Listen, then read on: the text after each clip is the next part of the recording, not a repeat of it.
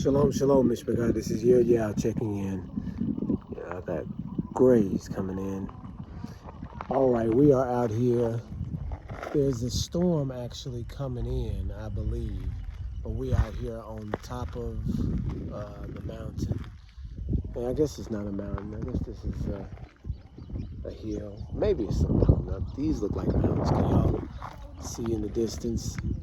Those look like mountains, and we're about the same height up as they are. So I just wanted to talk. I guess I'll just walk and talk so you guys can see where I'm at. I just really wanted to talk about a video that I saw, and I didn't get a chance to even get to the part that he was explaining the theory that he had. But you know how it goes, that people always have problems with other people's theories, and then they've got their own theories. And I don't want to really get caught up in the back and forth between who is right and who's wrong and all that, internet back and forth. And this is definitely not what this is about. But I do want to put forth another suggestion, and I guess you guys don't know what I'm talking about. So I saw a video from a guy on YouTube who put out a video that said that Buddha was Nimrod, right? And I thought, okay, so that's interesting, because we were just talking about Buddha being somebody from biblical history, right? Like, we've been talking about this, or we were talking about this maybe 3 weeks ago, when we were doing some research on Buddha, because you guys know that Buddha is the founder of the religion Buddhism, and that's like one of the leading religions in China and the Far East. And so very influential person, right? Really, really influential person. And so they say that the worship of the Buddha goes back, very, very, very far beyond the birth of Messiah backwards, right? And so they find shrines of him all over the world, like shrines of the Buddha, ancient worship of the Buddha, and he's always black, right? He's always black with knotted hair in the pictures, like jet black.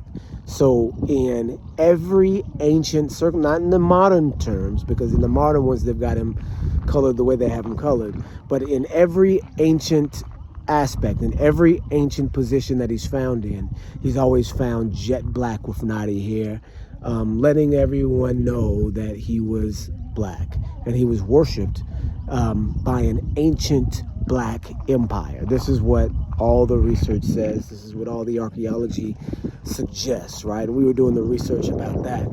And I thought to myself at that time, and I guess I should have done the video then, because I forgot about the concept, and I would have just completely forgot about the concept if this other guy's video hadn't popped up.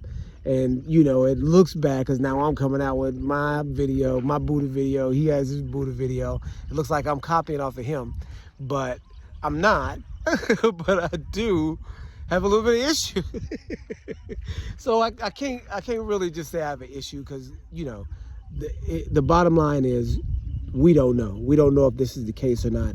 This is, a real theory. This is something that's unproven, that there's no factual support for, that we can look at. But we can see two situations, and we can compare the situations and see if there's a likelihood that this may be an identification in biblical history. So with all that said, the other YouTuber identifies Buddha in biblical history as Nimrod, right? And I think the basis for this is because he's jet black, and we know that, Nimrod was a son of Cush, and Cush were the darkest people. And so we are insinuating from the ancient depiction that he was really, really, really dark skinned, and then also insinuating that because he was dark skinned, that he was a Cushite, right? And so maybe the most popular Cushite of all time being Nimrod. And so I didn't finish watching the video because he was going a lot of other different places in the video, and I really wanted him to get to his explanation on why he believed Nimrod was Buddha. I didn't finish the video, but I'm gonna finish the video because I'm very interested in seeing what he came up with, the connections, and maybe there are connections that I don't know about that are make this connection stronger. But I don't think it's a strong connection necessarily for these reasons. And I think another person from biblical history would be a stronger connection for really the same reasons. So I don't think Buddha was Nimrod, because even in, and let me just put a disclaimer out here also. We don't get into pagan mythology. We don't get into pagan religion. We don't get into pagan anything, really. Because, of course, pagan religion is satanic, right? But if you understand that some of these entities and creatures and persons from these pagan religions were real people, then you do have to go ahead and say, okay, well, the history is mingled in with the religion. Can I separate the religion and the history? Yes, you can. And so a lot of people believe that Hercules is this mythological character that is, found in Greek mythology. He is not. Hercules was a real person that was from North Africa that even is rumored to have, I think this is Josephus that says this, that's rumored to have taken a wife from one of the sons of Abraham, a wife from one of the daughters of the sons of Abraham, right? So in North Africa, Hercules was an actual entity, or not entity, but a person. He may have been mixed with whatever. He may have been, the seed of a fallen angel, but he was real. He's not this made up story. Hercules was a real person. Now, the stuff that they say that he could do, clearly we know that he couldn't do those things. He's not going to be, you've seen the cartoons. And also, he wasn't white either. Do you see what I'm saying? So we take that person from history and separate it from the mythology around it, right? But we don't, just make a habit of doing this either. Because only the people that are relevant to our, understanding of history, we do this with. So with all that being said, they're saying that Buddha is Nimrod, and there's some reasons why I don't think that matches really, or that there's no connection there. For one, the religion of Buddha is about peace, is about self-meditation, self-reflection. You see what I'm saying? And so Nimrod was known for being a mighty hunter on the earth. And not only that, Nimrod was also, a organizer of men, somebody that, orchestrated the construction of the Tower of Babel, right? So he's somebody that is external. Like he's a warrior, he's a fighter. So he's going to go externally, right? He's externally minded. And so the philosophy, quote unquote, of the Buddha, and of course we don't get too deep into it. I'm a religious studies major, so I've had to do it scholastically. But as far as, beyond that, not so much. But we all are familiar with meditating. This is some of the Buddhist mindsets of being one with yourself and, being, outside of external reality and focusing inward, right? And so that focusing inward supposedly gives you the sense of peace and all of these different things. And Buddhism is not known to be a warring religion, like, some of the other religions that are out there, they're all warring. Buddhism is not really known to be a warring religion, right? They're more of a peaceful and secluded and introspective religion. Do you see what I'm saying? And so that doesn't match with the personality that we know to be Nimrod. Nimrod was external. He was going after, people as a hunter. And then when they say he was a hunter, he was a excuse me, a great hunter before Yahweh. It's not saying that he was going out to catch deer or anything like that. It's talking about a hunter of men. He was a great warrior before Yahweh, and he organized all of these different groups in order to build the Tower of Babel. And so we can't necessarily combine those two mentalities. One, peaceful religion, introspection, and the other, outward rebellion and, building the tallest structure of all time, right? So these are two different mindsets. So if there is a biblical person that can be associated with this world figure, and here's the thing about Buddha, and I know I talked about this already, but this is important to understand. This is a world figure, a person that the world venerated at the time, when he was living or whatever, right? And so if you look at the statues of him are found all over the world. Statues of him in England, statues of him in Asia, statues of him in South America, statues all over the world. And what the archaeologists say is that his worship at one point in time was worldwide. Do you see what I'm saying? The religion of the Buddha, whatever it was worldwide. Why? And so here's another figure from biblical history that may kind of match, like strangely match, what we already know about the Buddha, right? And so what about Enoch? Well, I was watching a video the other day, and some of the stuff that they were talking about the Buddha, the research that we were doing, me and my wife were doing, some of the stuff that they were saying about the Buddha, about him being ancient, really, really old, got my head to start, got me to start scratching my head. And so I started to compare in my mind, what if Enoch was Buddha, right? But and we don't say that.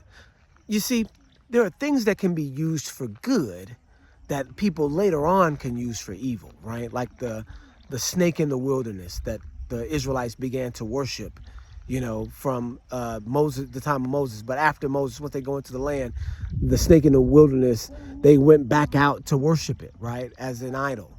And so we know something that was used for good in the time of Moses became later on a thing that would cause a snare to the children of Israel and was used for evil. So it's not to say that a person who was a righteous man couldn't later on have been, after his death, have been worshipped because he was such a righteous man, and then worshipped in such a way that has to do with rebellion, because we know the whole world was at rebellion with Yah. And if this righteous person, they loved this righteous person, but they didn't love Yah, then what would that worship look like, right? It may look like what we see in Buddhism, right? So the concept of Buddhism is that you can spiritually achieve or attain a level beyond your physical state, right? This is what's called nirvana. That you could meditate, you can go off into the wilderness by yourself somewhere and meditate to the point that your spiritual understanding overpowers your body, right? And you no longer at that point need a body, because you have reached such a state of enlightenment that your consciousness has gone beyond your physical form, and therefore you are in a now spiritual state. This is the ultimate goal of all Buddhists, to be able to reach by meditation a state of nirvana. And the Buddha was said to have reached this state, and I don't know if he vanished from the world, or that he whatever the case was, he reached this state and was not around anymore. Or I got to continue to do the research, because I don't know what happened to Buddha at the end of his life, or any of the facts behind that. But from what I understand about the state of nirvana and him reaching it, is that he transcended life. Do you see what I'm saying? And so you look at that kind of matches the story of Enoch, right? That Enoch was so close to Elohim, that Enoch was so a man after Elohim's heart, that Enoch walked with Elohim so much that Elohim took him, right? That Elohim took him. and he ceased to exist on earth. His relationship with Elohim was so strong that it overcame his physical body and death. Do you see what I mean? Does that sound like what a rebellious person would describe as what happened to Enoch? If you don't want to give Yah his credit, do you see what I'm saying? And wouldn't Enoch, so if you guys know the story of Enoch, and I can't remember exactly where this is found, but Enoch was, I think this is Josephus even. Enoch was king over the entire world. Maybe Josephus, maybe another book. Now that I think about it, it's probably not Josephus. Enoch was king over the entire world. And you don't know this from the biblical genealogy that they give in Genesis about the men that came before the flood. But the men were kings themselves. Like Methuselah was a king, Jared was a king, Yared was a king, Mahalalel was a king, and Enoch was a king. Do you see what I'm saying? All these lines from Adam to Seth to who comes after Seth, y'all? Enos, and and then on down the line. They were all kings, right? They all had governments to, varying success, right? And we don't know all of the records and all of the things that happened, but we know some of the things. And one thing that we know is that Enoch separated himself from men at some point in his reign. That while he was king, he was a great king and the whole world loved him, but he didn't love the world. He separated himself. He went off into a wilderness and lived by himself and communed with Elohim, right? And so men began to look for him because, when you're the leader of the world, when you're the leader of even a tribe, the small matters that the tribal conflicts or the personal conflicts that come up, you have to have a judge. And, of course, back in the day, the king was the ultimate judge to judge the situation. And so whenever a situation came up that the people couldn't handle, they would go to the king. And in this case, Enoch. And so they went looking for him and found him and had him judge a situation. And once he judged the situation, he went deeper into the woods. Another situation came up, found him again. And after that, he went deeper and deeper, going north into, ice places, it says. And they found him again. And then eventually, they never found him. Eventually, he went so deep and so far away from the state of man that he was not found.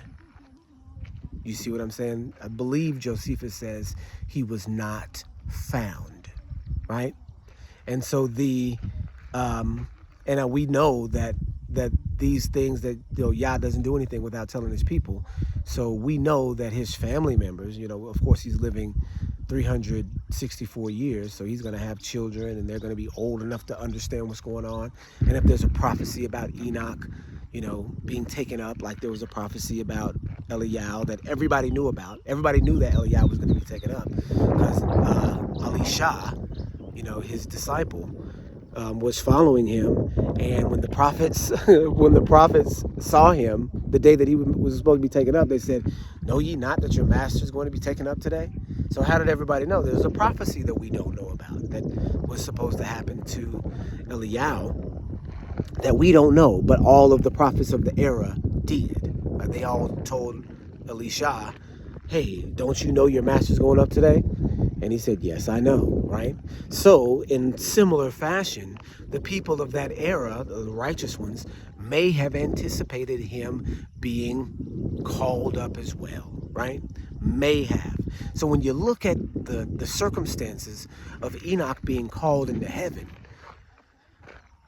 it could very well be that the understanding of reaching nirvana or nirvana in Buddhism is just a pagan interpretation of Enoch's situation. Wouldn't it be awesome, you guys, if the figure that we know of, the ancient figure of Enoch, that we all know from the book of Enoch, that we all know from Genesis, that we all have association with because we have this history, this Hebraic history, wouldn't that be crazy if we knew what he looked like? That he was similar to what the Buddha looked like, or was the Buddha himself, and these depictions of him were depictions in a similar fashion to the way that they do nowadays, right?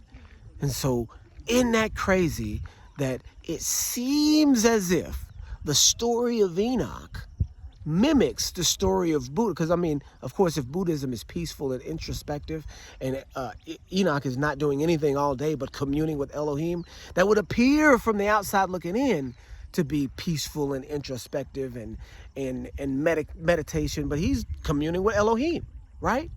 You see what I'm saying? And you can see how a whole religion could spawn off of the misunderstanding of what was going on with Enoch.